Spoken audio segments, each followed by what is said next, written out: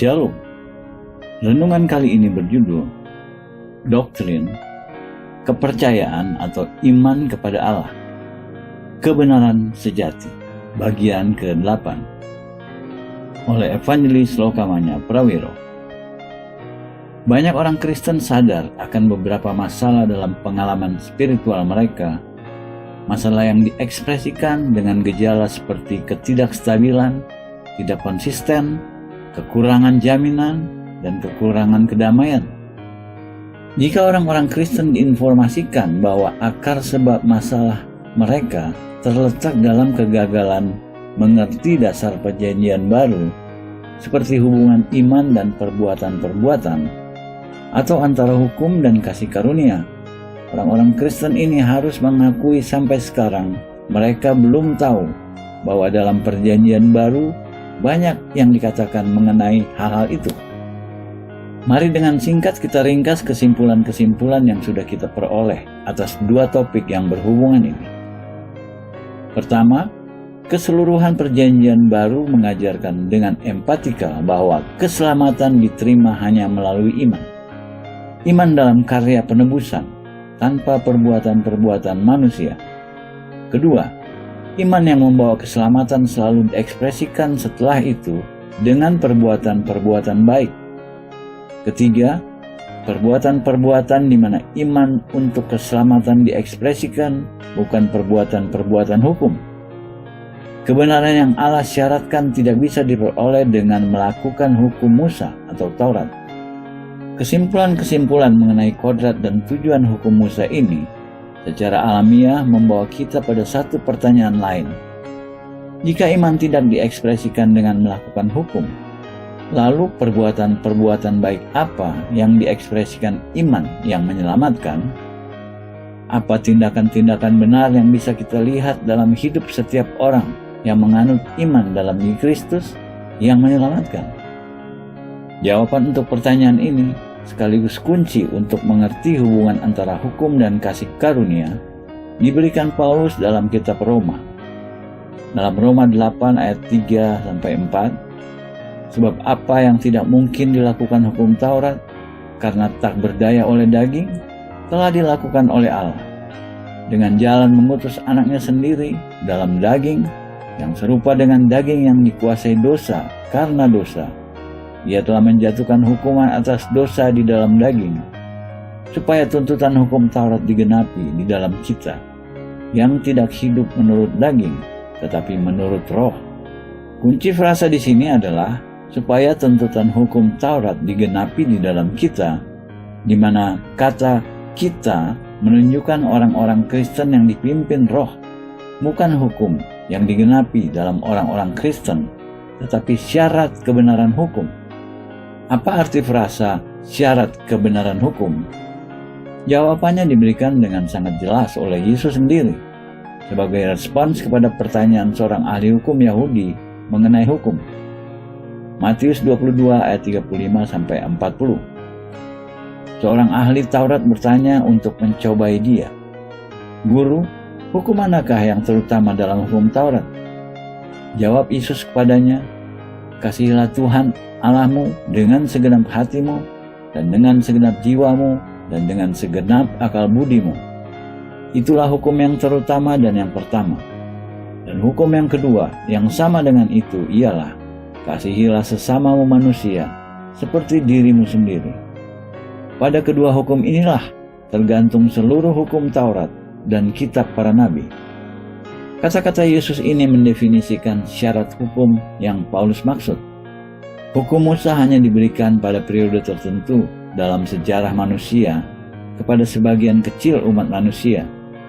Tetapi di belakang sistem hukum lengkap ini berdiri dua hukum besar, kekal, tidak berubah, Allah bagi seluruh umat manusia. Kasihilah Tuhan Allahmu dan kasihilah sesamamu manusia seperti dirimu sendiri. Sistem hukum yang diberikan melalui Musa hanya sebuah aplikasi detail dan kerja dari dua perintah besar ini, kasih untuk Allah dan kasih untuk sesama kita. Dua perintah ini dasar dari seluruh sistem legal Musa dan seluruh pelayanan dan pesan semua nabi-nabi Perjanjian Lama. Di sini, syarat kebenaran hukum disimpulkan dalam dua perintah mencakup semua. Kasihilah Allah dan kasihilah sesamamu. Kebenaran yang sama ini diajarkan oleh Paulus dalam 1 Timotius 1 ayat 5-7. Tujuan nasihat itu ialah kasih yang timbul dari hati yang suci, dari hati nurani yang murni, dan dari iman yang tulus ikhlas. Tetapi ada orang yang tidak sampai pada tujuan itu dan yang sesat dalam omongan yang sia-sia. Mereka itu hendak menjadi pengajar hukum Taurat tanpa mengerti perkataan mereka sendiri dan pokok-pokok yang secara mutlak mereka kemukakan. Perhatikan pertanyaan yang mencerahkan. Tujuan nasihat atau perintah itu ialah kasih. Tujuan tertinggi dan objek seluruh hukum Taurat diberikan untuk menanamkan kasih untuk Allah dan kasih untuk manusia. Paulus selanjutnya mengatakan bahwa semua orang yang mencoba mengajar atau menginterpretasi hukum Musa tanpa mengerti tujuan dasar seluruh hukum ini sesat dalam omongan yang sia-sia, tanpa mengerti perkataan mereka sendiri dan pokok-pokok yang secara mutlak mereka kemukakan.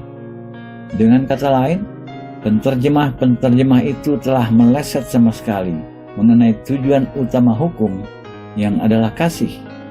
Hukum kasih untuk Allah dan manusia, adalah hukum di belakang semua hukum-hukum yang lain. Paulus mengekspresikan kebenaran yang sama mengenai satu hukum tertinggi kasih ini dalam Roma 13 ayat 8-10. Janganlah kamu berhutang apa-apa kepada siapapun juga, tetapi hendaklah kamu saling mengasihi. Sebab barang siapa mengasihi sesamanya manusia, ia sudah memenuhi hukum Taurat. Karena firman, jangan berzina, jangan membunuh, jangan mencuri, jangan mengingini, dan firman lain manapun juga sudah tersimpul dalam firman ini, yaitu kasihilah sesamamu manusia seperti dirimu sendiri. Kasih tidak berbuat jahat terhadap sesama manusia, karena itu kasih adalah kegenapan hukum Taurat. Dan lagi, lebih ringkas dalam Galatia 5 ayat 14, sebab seluruh hukum Taurat tercakup dalam satu firman ini, yaitu kasihilah sesamamu manusia seperti dirimu sendiri. Jadi syarat kebenaran hukum dengan segala kompleksitas dan semua undang-undangnya bisa dikurangi intinya menjadi satu kata, kasih. Pada titik ini, seseorang mungkin cenderung ingin berkata, engkau mengatakan pada saya bahwa sebagai orang Kristen, saya tidak berada di bawah hukum atau perintah-perintah Musa. Apakah ini berarti saya bebas melanggar perintah-perintah itu dan melakukan apa saja sesuka saya? Apakah saya bebas membunuh atau berzina atau mencuri jika saya mengingininya? Jawaban untuk pertanyaan ini, sebagai orang Kristen, kita bebas melakukan apa saja dengan kasih sempurna dalam hati kita terhadap Allah dan manusia. Tetapi sebagai orang Kristen, kita tidak bebas melakukan apa saja yang tidak dilakukan dengan kasih. Orang yang hatinya dipenuhi dan dikendalikan oleh kasih Allah, bebas melakukan apa saja yang diinginkan hatinya. Untuk alasan ini, Yakobus 2 kali mereferensi pada hukum kasih ini sebagai hukum kemerdekaan. Yakobus 1 ayat 25. Tetapi barang siapa meneliti hukum yang sempurna, yaitu hukum yang memerdekakan orang, dan ia bertekun di dalamnya, jadi bukan hanya mendengar untuk melupakannya, tetapi sungguh-sungguh melakukannya, ia akan berbahagia oleh perbuatannya.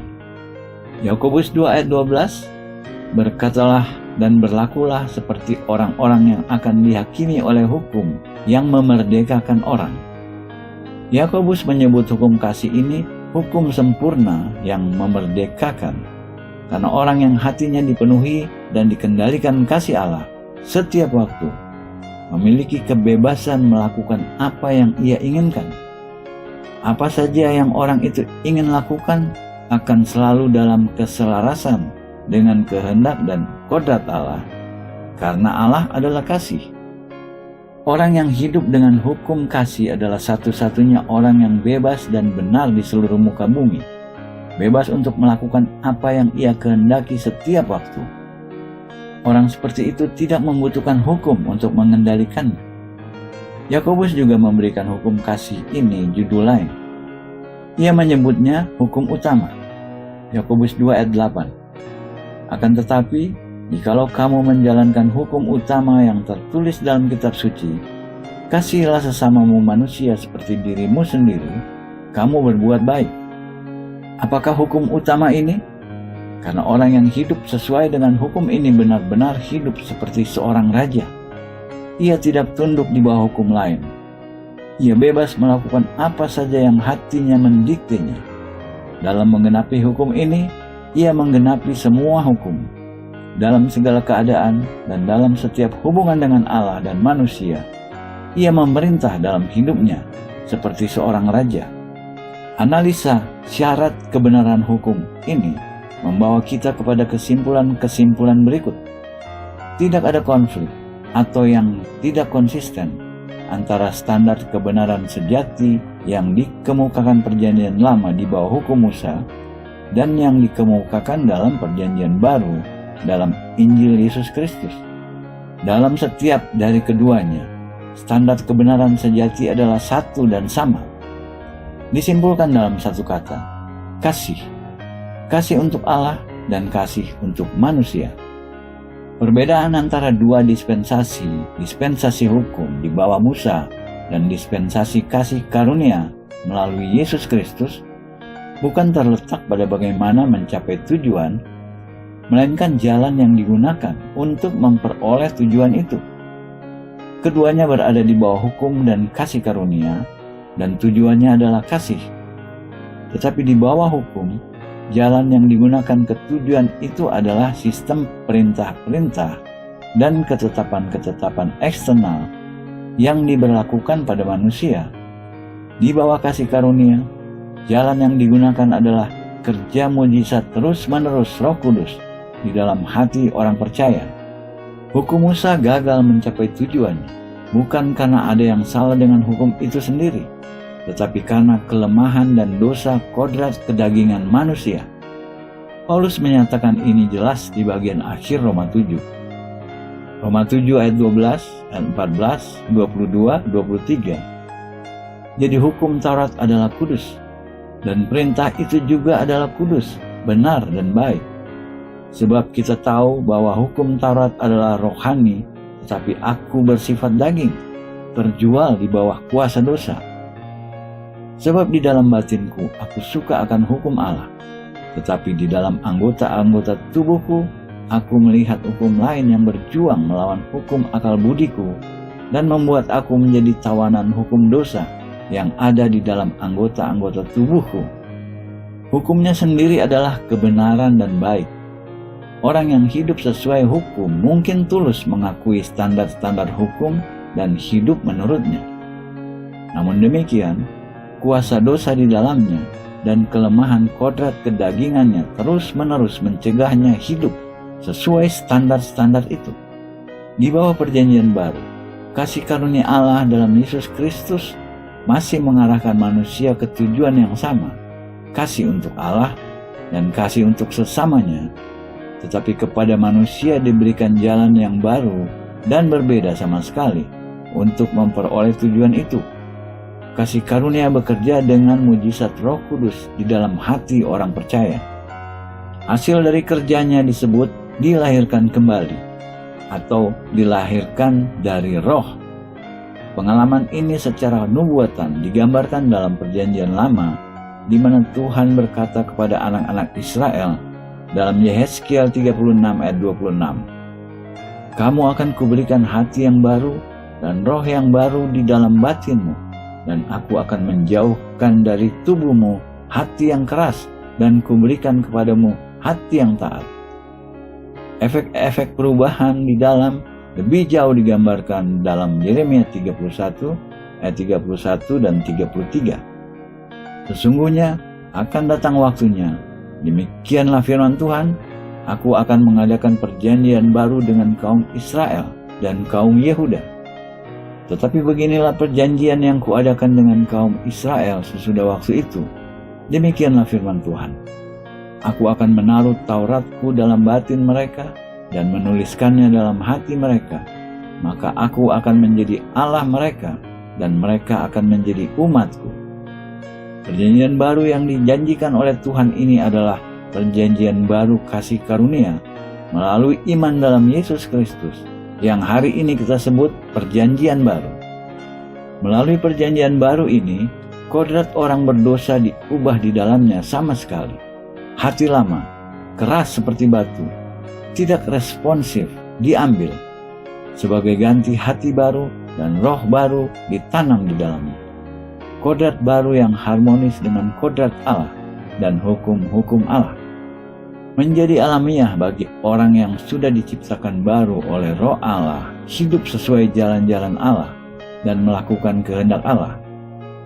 Kedaulatan hukum kasih oleh roh dirinya diukir di atas lempengan hati orang percaya yang responsif, dan dari situ secara alamiah membentuk karakter dan perilaku orang percaya itu. Roma 8 ayat 3 dan 4. Sebab apa yang tidak mungkin dilakukan hukum Taurat karena tak berdaya oleh daging, telah dilakukan oleh Allah dengan jalan mengutus anaknya sendiri dalam daging, yang serupa dengan daging yang dikuasai dosa karena dosa. Ia telah menjatuhkan hukuman atas dosa di dalam daging, supaya tuntutan hukum Taurat digenapi di dalam kita yang tidak hidup menurut daging, tetapi menurut roh. Hukum gagal mencapai standar kebenaran Allah, bukan karena kesalahan apapun dalam hukum, tetapi karena kelemahan kodrat kedagingan manusia. Di bawah kasih karunia, Roh Allah mengubah kodrat kedagingan manusia dan menggantinya dengan kodrat baru yang bisa menerima dan memanifestasikan kasih Allah. Kita simpulkan perbedaan dasar antara kerja hukum dan kerja kasih karunia dengan cara ini. Hukum bergantung pada kemampuan manusia sendiri dan bekerja tanpa roh. Kasih karunia bergantung pada kerja mujizat Roh Kudus dan bekerja di dalam hati orang-orang percaya. Perjanjian baru mengatakan pada kita, hati manusia hanya bisa berada di bawah hukum ilahi dan kasih sempurna ini melalui kerja Roh Kudus Allah.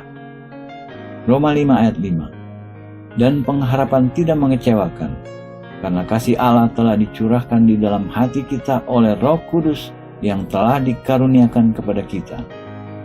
Perhatikan bahwa bukan hanya kasih manusia dalam bentuk apapun atau tingkatan, tetapi kasih Allah sendiri, itu Roh Allah yang bisa dicurahkan ke dalam hati kita. Kasih Allah yang dicurahkan ke dalam hati manusia oleh Roh Allah menghasilkan secara sempurna 9 buah roh. Buah roh ini adalah kasih Allah yang dimanifestasikan dalam setiap aspek, karakter, dan perilaku manusia. Paulus menggambarkan dalam Galatia 5 ayat 22 dan 23. Tetapi buah roh ialah kasih, sukacita, damai sejahtera, kesabaran, kemurahan, kebaikan, kesetiaan, kelemah lembutan, dan penguasaan diri. Tidak ada hukum yang menentang hal-hal itu. Sekali lagi Paulus menekankan bahwa hidup di mana kasih ilahi secara sempurna dimanifestasikan dalam 9 buah spiritual ini tidak perlu dikendalikan oleh hukum lain apapun. Oleh karena itu, ia berkata, tidak ada hukum yang menentang hal-hal itu. Hukum kasih ini maka adalah tujuan dari semua hukum dan perintah-perintah lain. Hukum sempurna, hukum utama, hukum kemerdekaan. Namun demikian, kita harus menjaga agar tidak meninggalkan kesan bahwa hukum Allah adalah sesuatu yang samar-samar, tidak pasti, tidak realistis, atau sentimental. Sebaliknya, kasih Allah selalu pasti dan praktikal. Menurut perjanjian baru, kasih untuk Allah dan kasih untuk sesama, keduanya diekspresikan dengan cara-cara menurut kasih Allah, cara-cara yang pasti dan praktikal. Sepanjang seluruh Alkitab, ujian tertinggi kasih manusia untuk Allah bisa diekspresikan dalam satu kata, ketaatan.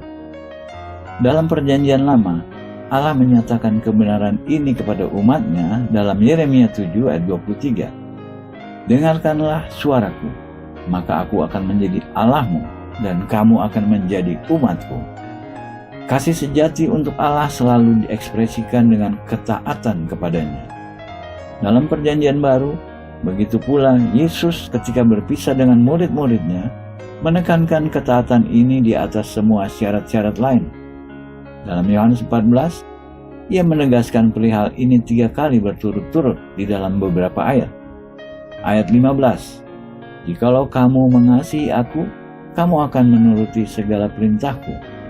Ayat 21, barang siapa memegang perintahku dan melakukannya, dialah yang mengasihi aku.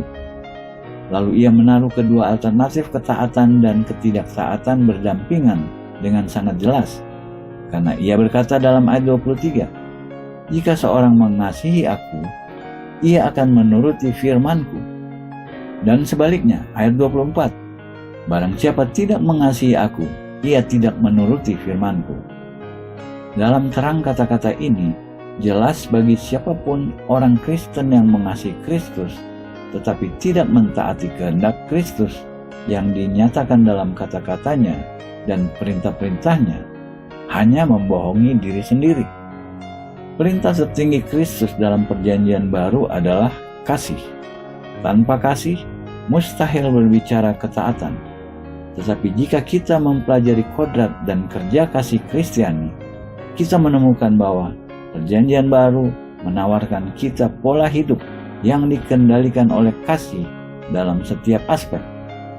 Mencakup hidup pribadi orang percaya sendiri, hubungannya dengan Allah dan sesama manusia, mengarahkan dan mengendalikan perkawinan Kristen dan hidup keluarga Kristen, termasuk orang tua dan anak-anak, menyediakan kehidupan dan perilaku gereja Kristen, mengatur sikap dan hubungan orang percaya dengan masyarakat sekuler dan pemerintah. Untuk kita mengikuti pola ini dalam hidup kita, pertama kita harus dengan berdoa mempelajari dan mengaplikasikan setiap bagian ajaran perjanjian baru. Kedua, kita harus terus-menerus mengakui ketergantungan kita menit demi menit pada kasih karunia dan kuasa supernatural Roh Kudus.